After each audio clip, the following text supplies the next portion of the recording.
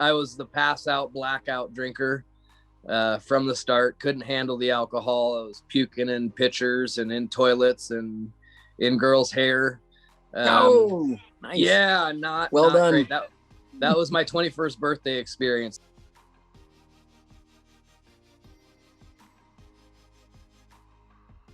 Right on. Well, my name's Trey. I'm an alcoholic. My sobriety date is March 11th of this year, 2021. So as of this recording, I have 38 days totally clean and sober. Yeah, thanks. Prior to that, I was pretty miserable, and my life was completely unmanageable. My last drunk was about a year and change ago, actually, but I was on the marijuana maintenance routine up until I took my date of sobriety. Retail prices being what they were, I was spending $600 or $700 a month. On weed. And at some point I have to concede to myself that that's not working for me. That's it's a quarter of my paycheck, every 2 weeks, just to feel normal, just to be okay. And I just had to concede that it wasn't working. I've got some custody issues currently that are keeping me in line, so to speak. The courts were wanting to see some total abstinence, and so that's what I wanted to give them. Is this your first go around with the program, or have you dipped your toe before? I mean, take me back a little bit. I'm glad to hear your current state, but take me back. I mean, like, when you start drinking, why? Yeah, I grew up pretty sheltered, so I didn't really start drinking till my senior year of high school. I could probably count the number of ounces I consumed on my fingers and toes. It wasn't a lot. Like I said, I was really sheltered growing up, and so I didn't really have the social skills to fit in with the party crowd. Like you were like homeschooled. You were pastor's kid. That's me, man. I was a homeschooled pastor's kid.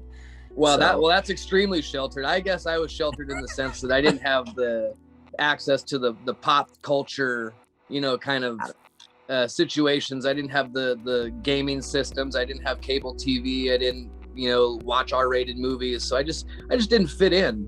I didn't know how to relate to kids my age who kind of were just in the know. That kind of meme. How old are you, if you don't mind me asking? I'm 34. 34. Okay, so I'm 37. And when you don't grow up in meme culture, right, and then everybody in the locker room or whatever starts memeing, right. Like even now when I see a bunch of people throwing memes out, I have to actually think, is this the correct meme for, like, even to this day I'm still not good at it. Like, right. Yeah, I didn't grow up wanting to party or anything like that. I kind of started late, but I caught up quickly. San Diego State was the natural choice. Didn't realize at the time it was a top 5 party school in the nation, as ranked by Playboy magazine. Holler. Yeah. Wow. So Poly's not much better, but yeah. And I mean, it's just, you fall in love every 15 seconds walking around that campus. And like I said, I was woefully unprepared for the experience. So needless to say, my drinking career really took off in college. Obviously being 18, I didn't have completely free access to alcohol. So I started stealing it because I thought that would make me cool with the peers. And I supplied my freshman dorm room with most of the alcohol that we drank that year. So sophomore year, pledged to fraternity, managed to cut my GPA in half. I had put in, I had a 3.5 in high school, managed to drop that to a 2.7 my freshman year with high school level effort. And then by sophomore year, when I pledged the fraternity, I was at a 1.3. I drank almost daily, probably from the get-go in college, especially that sophomore year. having pledged to fraternity, I could find somebody who now was it. And now, real quick, your college drinking, was it mostly, I mean, it sounds like it's mostly peer pressure, like, or just not peer pressure, but just like, it was just like part of the collected group of people you were hanging out with. Yeah. Oh yeah. It was just because that's what I wanted. I wanted to fit in, and I could find somebody who had free time every day. You know, a fraternity's got 50 or 60 members, so you're guaranteed to find somebody who's free and available to drink on any given day. And I just decided to latch on to whoever that was, but never really picked up the social skills to go with it. I was the pass out, blackout drinker from the start. Couldn't handle the alcohol. I was puking in pitchers and in toilets and in girls' hair. Oh, nice. Yeah, not done. Great. That was my 21st birthday experience. I took my first shot at that night and projectile vomited right into the face of a girl who had agreed to party with me, and that was probably one of my more embarrassing drinking 21 experience. Man, that's a terrible 21. You know, that's one of the reasons that I love AA is because, well, we can look back at this kind of thing and we laugh, you know, right. And it's a joyful thing to be able to look at this kind of stuff and be like, yeah, yeah, that happened. Yeah, I mean, can definitely laugh about it now, but yeah, I mean, to think that was my 21, you know, you see a lot of the balloons and the haha. And did you try to rally after that, or was the night just over? There was no rally after that point. I mean, that was the start of the night. So yeah, that was I was 3 sheets to the wind, you know, within 10 minutes. So how'd you get from the so you're I'm guessing you're in your like 20s, early 20s. What winding path did it lead you down from there? I experimented with other substances than alcohol in college. I definitely expanded my drug vocabulary. And I was actually expelled from college for being under the influence of LSD in my fraternity house, trashed my room, and sliced my knee open pretty good. So my roommate had to call the paramedics. They brought 2 police officers with them because of the reports that I was just causing utter mayhem in the hotel or in my apartment complex. And I refused to comply. So those 2 officers discharged both their tasers into my stomach, which I ripped out. So they came back with 2 more officers, and it ended up taking a total of 8 taser cartridges to get me subdued and in handcuffs and on the gurney. So with your bleeding knee? With my bloody knee that required 5 stitches. Yeah. So wow, that's a bad trip, man. It was an awful trip. And yeah, it cost me my college career. That was my first real consequence from my drinking and using, and then moved up here to Paso Robles and started bartending because I had just turned 21. So it was kind of a legitimate bar gig for a while until it wasn't. I drank on the job there, and the bartender who trained me actually had 12 years of sobriety. And he was the guy who took me to my first AA meeting. So my first sobriety date ever was January 1st, 2009. Had to call it quits because I was going to be on probation. Got up to the first column of step 4, you know, listing out my resentments. And then my sponsor moved to Arkansas and said, well, get yourself another sponsor and keep working the steps. And I declined. So I white knuckled the sobriety for 1.5 years and then went back out. That's a long time, man. Yeah. I mean, this was the first time I'd ever been in trouble with the law. So I took the probation semi-seriously at that point. So yeah, I was able to maintain that sobriety, just gripping the edge of my seat for 1.5 years. Finished probation, but had what they call a manic episode, at which point I was diagnosed bipolar. Which now how old are you when you have this Is this your first manic episode? This was my first manic episode. And this how was old in were you? 2013 at 26, I believe. That's late for your first manic episode. I only say this because I have personally lived with 13 different people who are bipolar, manic depressive. Oh, I lived wow. with three schizophrenics. And normally what happens with bipolar, now I have really severe ADHD. That's my claim to fame, like horrific ADHD. Yeah. And that's why I drank, was to manage my brain. I mean, my brain would not shut off. But basically normally what happens with bipolar, from what my experience has been, is that somebody usually has it usually comes out when you're 18 to 22 is like the normal age. Sure. And then it's usually onset by a traumatic or stressful event. So boot camp will do it, or, like your fraternity, acid trip, that ought to have triggered it. Right. So I'm wondering, what did that manic trip look like for you, and was alcohol involved in it? Yeah, it was. I was drinking quite a bit. I had moved to another restaurant bar and was bartending, still daily drinking at this point. I had started going out to bars more often. I had just had my daughter a couple years prior. And I mean, it kind of came out of nowhere. It was, I think it was a result of stress. I had a job that I didn't like. I had coworkers that I couldn't stand. The money situation was kind of stressing me out. And then just issues at home. I'm currently living with my parents and have been since I moved up here.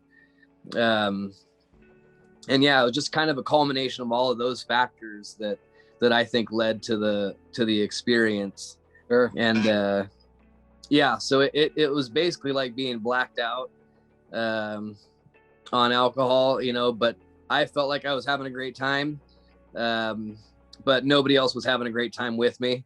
The delusions were there, the paranoia was there, anger, but I was also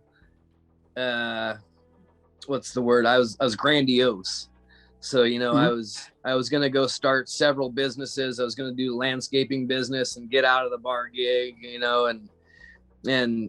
I needed money for trucks. And so I threatened my parents and tried to get them to co-sign a loan for me, or told them I was going to burn my house down. And so I wound up on probation for criminal threats. And that was a 5-year probation term. What? Yeah, because I got 2 criminal threats charges in 3 weeks. And those are strike felonies. That was a really long manic phase. Spent a grand total of about 4 months in jail on different probation violations.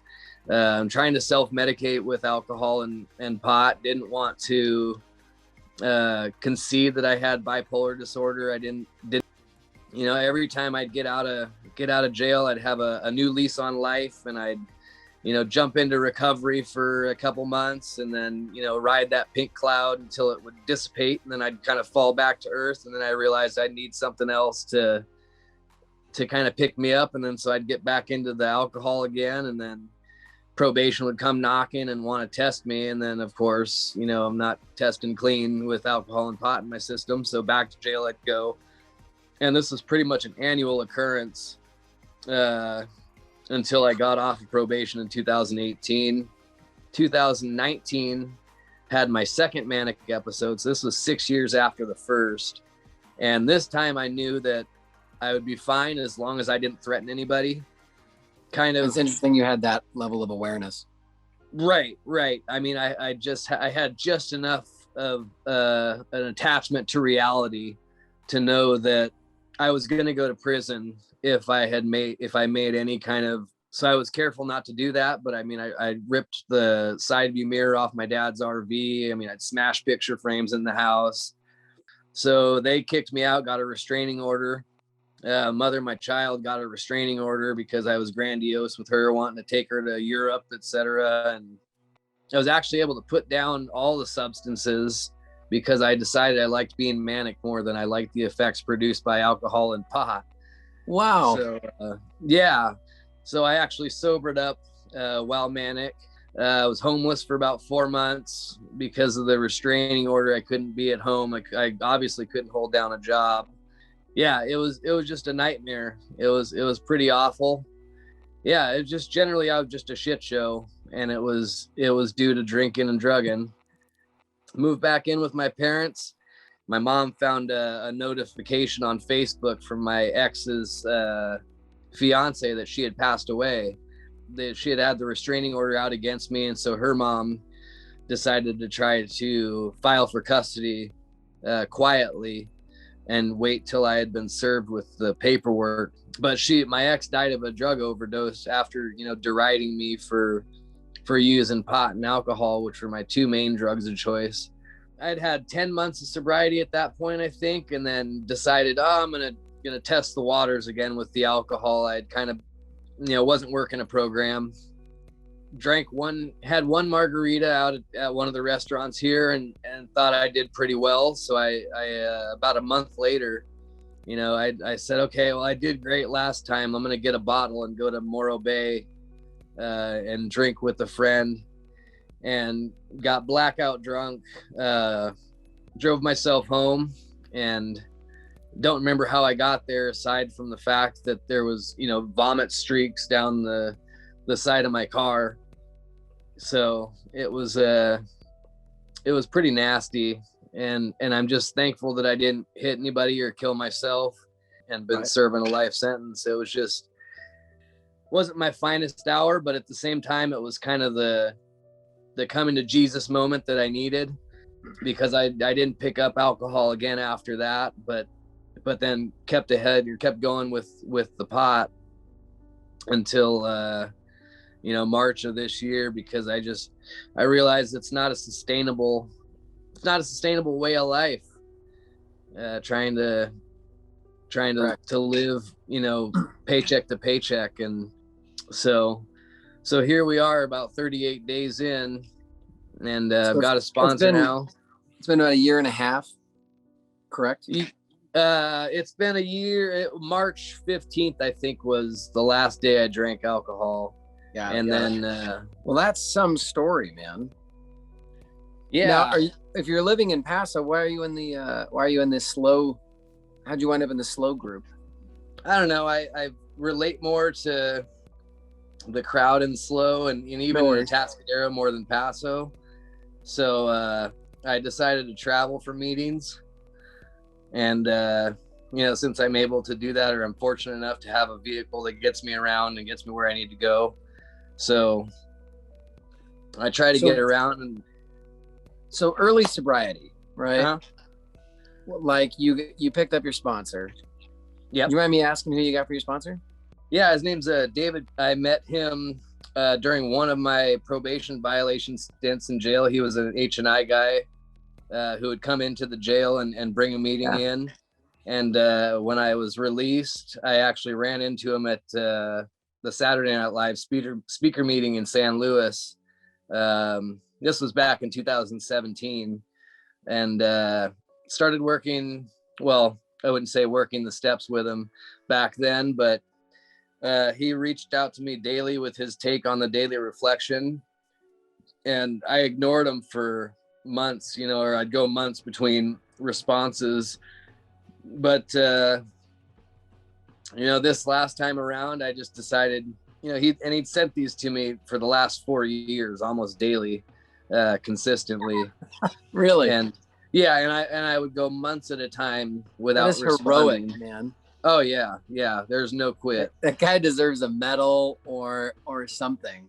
Yeah, and I'm not the only one he sends them to either. He sends them to multiple guys in the program that he meets over the years. In cut and paste the text message, but it's not a group text. It's not a group chat. So he individually sends these out to different guys. That's got to be part of his routine for his own sobriety.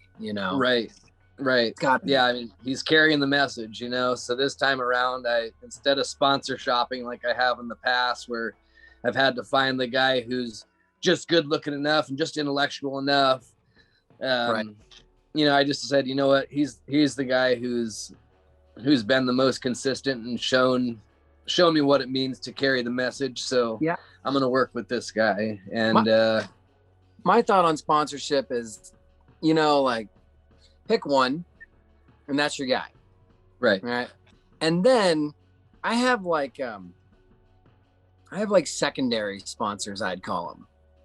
Mm-hmm. So Bo's my sponsor, right? And he's been my sponsor since I got sober. My therapist gave me a phone number. He's like, look, you've got a problem and this is the guy you need to call.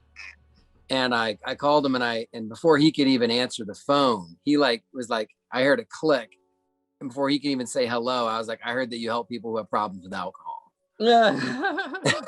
and he was like, yeah, are you sober right now? I was like, yeah. He's like, do you think you're going to drink the rest of the day? Can you make it to 8 o'clock at the Alano? I was like, I can make it to 8. And then he was like, all right, I'll see you at 8. Nice.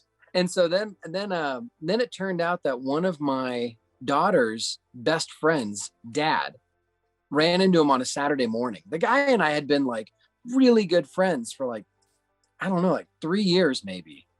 And I see him on a Saturday morning and I'm like, dude, George, what are you doing? He's like, oh, what are you doing? I've been here for 26 years. Oh, that's funny. And so I picked him up and then I kind of like pick up these like surrogate sponsors. And I think it's great to like have a few, but like, mm-hmm. man, like, but as far as like the guy you read your fifth step to, like that, right. That guy. So I guess, so this time around, I mean, like you're plugged into that. You're plugged into a good group of guys, like probably the most solid group of programmers in the county. Right. I mean, I would say so in terms of just like dedication to each other. Like everybody's there because they're like actually friends, Right. So first of all, like, congrats. You like did the secret handshake and you like got in, which is awesome. Well, I mean, seriously, it's like there's something about, I think there's something about, I don't want to say a closed AA meeting, but when you're in a group of guys who, it's not open necessarily, there's an actual bonding there. And there's like this feeling you get because who's going to be there. And that like, as you share your life with them, it's permanent because they're not, mm-hmm. they're getting to know you in a real way. And so like, for me, that's one of my favorite things. All of those guys, I actually have like just random texts with all the time, So my question to you is, you got this good group of guys. You clearly have a great sponsor. What are you doing in terms of step work? Are you like jumping in and like blasting through it? Or are you like taking your sweet time? What is I'm assuming at this point, you've never finished the arc of step work. Okay. So the furthest you've made it that I've heard so far is the intro to step 5 or intro to step 4. Mm-hmm. Okay. So where are we at now, and have we started? Right now, my sponsor's having me write some Dear John letters to pot and alcohol, and then reading the first 164 pages of the big book.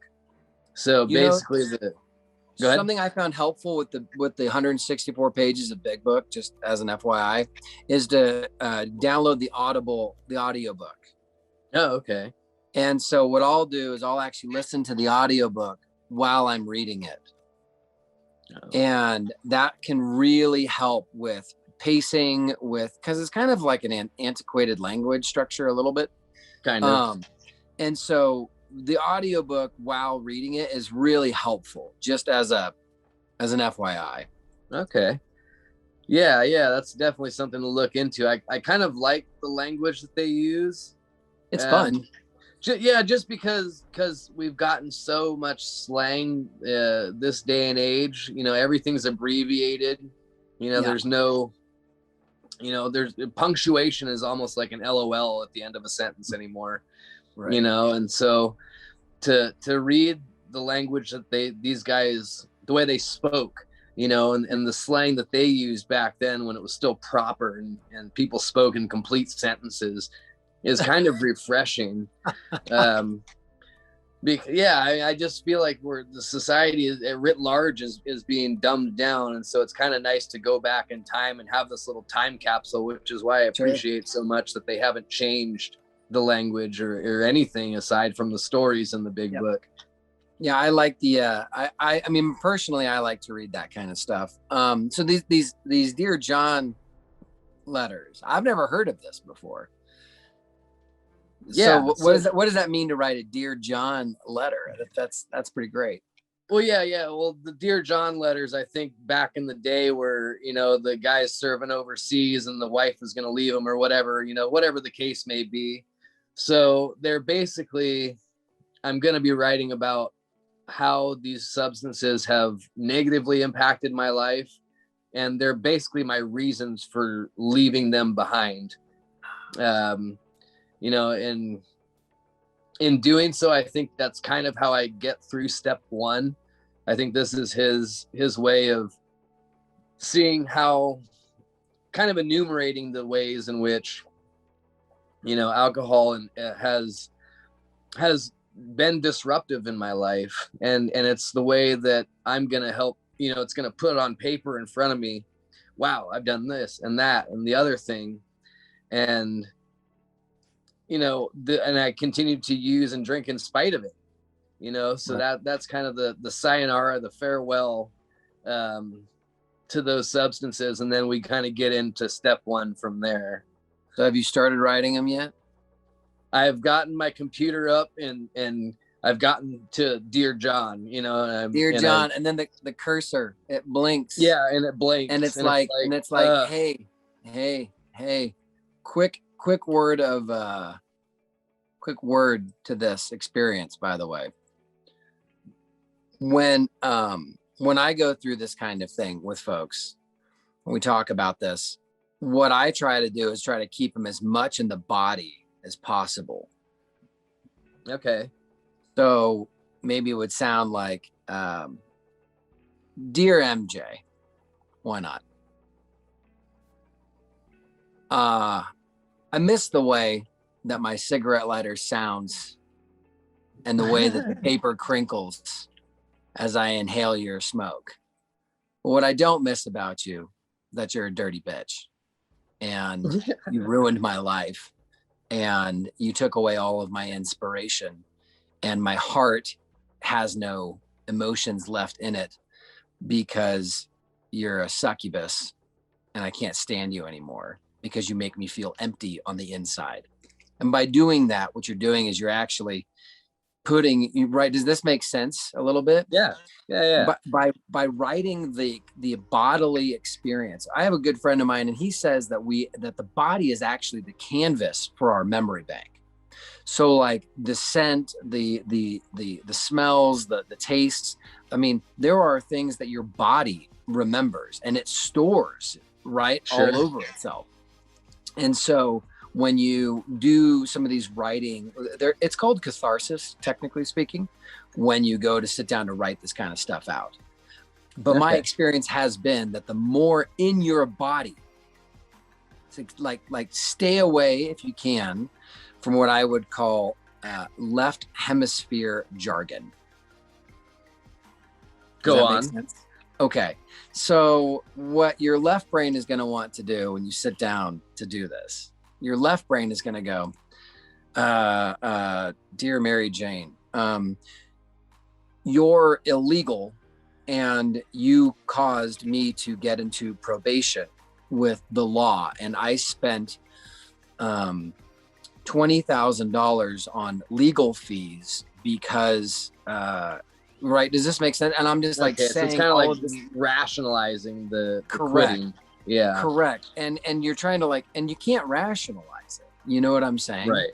Like when I write about drinking, and I do sometimes because I do this. I mean, I write about it because the way that it sounds like for me is like my fingers feel cold porcelain as my face lies on a lukewarm toilet seat and I don't know how long my cheek has been there. I can, the smell of bourbon is dripping from my drool and I can see chunks of spaghetti and meat sauce in the toilet. I'm talking, that's what it sounds like when I write. And I'm in my body. Like, it's all of those experiences. And then I kind of scan and I'm like, all right, like, well, where do I feel like alcohol is present now? Right? Maybe it's in the scar on my finger that I got from when I almost chopped it off with a straight razor while I was drinking. Yeah. Oh my God. Yeah, right. Seriously. I lopped off the tip of my thumb and part of my finger. Yeah. Oh my God. Yeah. Yeah. They say that if you have like a straight razor, you can take like a piece of hair and you can go like that, and then you can cut the hair. So I was like one eye in it, right? No. That was like, that's an awful time to start a science project. Yeah, I'll say, you know, and it's like, and the other thing about the jargon thing is like, so you stay away from the rationalization, stay away from like legal terms, technical terms. And then I try to check my religion at the door too. Yeah.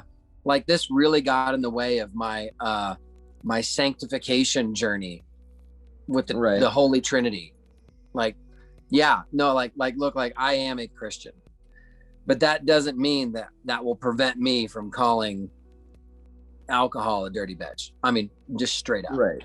Like, absolutely not. Like, no, like when I come to approach this, I mean, it controlled every aspect of my life to some degree. And so, but you gotta like, just don't be afraid of like getting into wherever it sits. And that's the Dear Mary Jane letter. Hey, when I saw you last Thursday, I didn't miss you because of the way that you make me feel. And the last time we did this, we were in the park together, and I remember spinning and ducking into a lingerie store to dodge my ex-girlfriend or whatever because I was high and I didn't want to ramble right in front of someone, you know, like, or whatever the case. But those Dear John letters, if you can stay in your body and get away from the left brain, and also pen, ink. Yeah. Pen and ink. Your handwriting matters. So if I can just get that would be my one piece of advice for writing like that. Pen, ink, and a pen that you feel confident writing with. I will only write this kind of stuff with a Pilot V5. That's it. I'm a G2 guy myself, but that's okay. You know what I'm talking about then. Oh yeah. So yeah. So like I'm very particular about the kind of pen I will use, and my wife's great. She like keeps them stocked all over the house. There's like 5 of them next to my, like, cause you know, they're everywhere. They're all over the house. And the kids know not to touch them.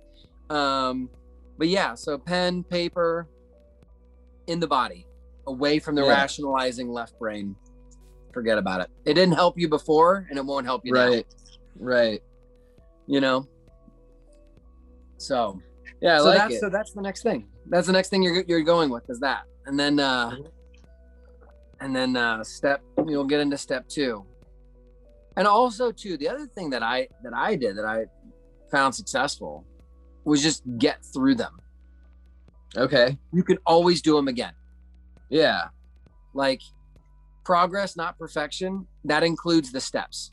Sure. Like if you've been on step 1 for a month, move it on. Like just get it done and move on, because you're going to do a terrible job the first time you do your 12 steps anyways. Like, it's going to be terrible. You're going to suck at it. You're not going to know what the hell you're doing. It's going to be half-hearted and incoherent because it can't be otherwise.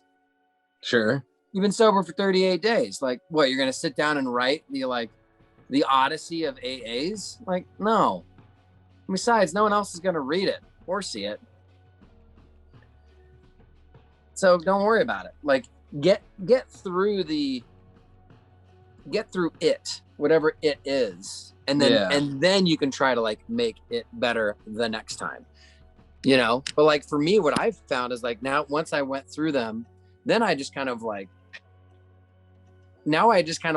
do them again, but I just do them in parts. Okay. I think that's been my issue, is trying to overthink and try to do them too perfectly the first time. Yeah. I solemnly swear not to over rationalize or try to be perfect about my ability to do the steps. I've got a hand on the big book right now. Good. As I take this do you, Trey, solemnly swear? Put your hand up. Do you, Trey, solemnly swear not to overthink during the steps? I solemnly swear not to overthink during these steps. Do you promise to move your ass along if you've been waiting for too long? I will moveth thine ass. Good. Amen. Amen. Get on it. Time to go. Yeah. Time to go. Sit down. Do your catharsis. Just, and also too, last pointer on catharsis writing, because I do it for I do it a lot. And by a lot, I mean an excessive amount, because now that I've gotten in my body, I've found out that there's a lot of things that I need to explore in my world. And so, man, write the second you wake up. Okay. You wake up, you get a cup of coffee, start writing. The longer the day goes on, the more in your jargonizy, rationalizy left mind. That's why everybody's okay, let's look back to every time you relapse with booze. Did you relapse at 10 o'clock in the morning? Was that like a standard hour for relapse? Yeah, no, it certainly was not. Was it noon? No, it was more, well, no, for me, it was later in the day. Yeah. 5 p.m.? Yeah, probably once I'd start work, because every time I'd relapse, I was at work at a bar. So right. So what we can legitimately conclude from a lot of this is, by the time 5 o'clock in the afternoon rolls around, your left brain is in control squarely. Right. So when you wake up and your dreaming mind has been going all night long, and you got those kind of creative, picture things happening. That's when you do that. That's when you do those Dear John letters. Okay. Yeah, I actually do. I am trying to get into the habit of a morning meditation. That works. Yeah. Those letters are the morning meditation for me anyways. Absolutely. Yeah. Yeah, because that's when my sponsor will send me his take on the daily reflection, because that's when he does his morning meditation, and then he sends off the text, and then I text back one thing I'm willing to do that's related to that reflection. So fair enough. That makes perfect sense.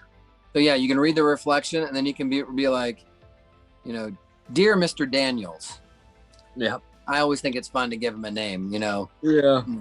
Dear Jose, whatever you want to call him, Dear Jack, I got a daily reflections today. I'm actually enjoying it because you're not in my life anymore, and I don't feel you destroying my gut when I'm waking up in the morning, because I actually feel fine today. I'm glad you're not in my life. Love, Trey. Yeah. You know not what I mean? Waking up in a puddle of my own bodily fluids. Right, exactly. Yeah. Jack Daniels actually died because he stubbed his toe on a safe. I had no clue. Yep. He got drunk one night. He tried to open the safe. He kicked it, stubbed his toe, and then he got gangrene in his toe, and he died from his gangrened toe. Wow. That's an odd and totally random fact. And he served him right. I know. I mean, God, it is what it is. Yeah, that's wild. So, but yeah, I think that, early sobriety, man, the thing I see a lot of people really struggling with early sobriety, the main thing is just trying to rationalize, justify, overthink it. You can't outsmart alcohol, man. No. And you can't outsmart why you drank. It's not going to happen, No, I've tried it time and time again. That's the one part that I definitely resonates with me is more about alcoholism. The way that we try to control and enjoy our drinking, by doing things differently, switching from this to that, only drinking after work, or it's completely insane and totally trying to overpower it and overthink it. Yeah. Well, and then you get in and then you start overthinking the steps. Right. And then you start overthinking, who should my sponsor be? And then you're overthinking like, oh, well, I'm going to give a share on, what should my share be? And should it have a point or not? The point is to share your story. That's the point. Right. And I, and it's like, and so much of life is like that. Like your rationalizing mind is there to keep you from danger. Like you shouldn't ask this girl out because you're an idiot and because, whatever the case, however it works, but it's not true. Like you are free to be your own person. And I look at sobriety as the beginning. It's the beginning of a journey. Okay. like you are able, like sobriety is not the end of the road. It's the start. Like you can actually build a life because you're sober now. Right. So you actually haven't started hiking, moving down the trail until you got sober. Mm-hmm. And, and it's like, and now you can actually participate as the hero of your story, not as like, the tragic character that I say that the life of every alcoholic is actually a tragedy, even though every night they think it's a comedy. Sure. At the end of the day, like they're just fools. I know I'm a fool when I drink. No, absolutely. And, I remember that second night that I got sober and I was at the newcomer meeting at the Alano, the 8 o'clock. And, and Bo says to me, he says, how does it feel, man, to have reached the pinnacle of sobriety? And I'm like, dude, I can still smell the vodka coming out of my pores. Like I'm still sticky when I sweat. Right. What are you talking about?